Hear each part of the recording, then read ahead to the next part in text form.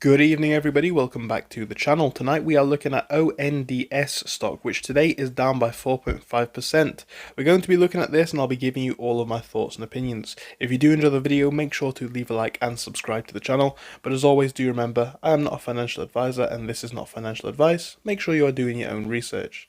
Now of course, coming into what we are seeing over the last couple of days, the stock is continuing this leg down, and this is quite unfortunate because over the course of, Thursday last week, Friday, it did look very much like we were likely to hold the 611 point as a base. This hasn't happened, and we've actually pushed down to the high fives, showing a lot of potential weakness here. My new concern is that we're going to see some previous levels of resistance, or previous levels of support, I should say, turn into resistance levels. I'm looking at levels up at the $6 mark, most notably. Again, we're at $6 at the moment in the after hours.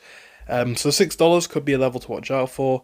Towards higher levels, you're looking at 618, 620. You're looking up to potentially 625. If you can break above that, it's 640 I'm interested in, and then it is 650. If you can't break out of this range though, we're looking to go down.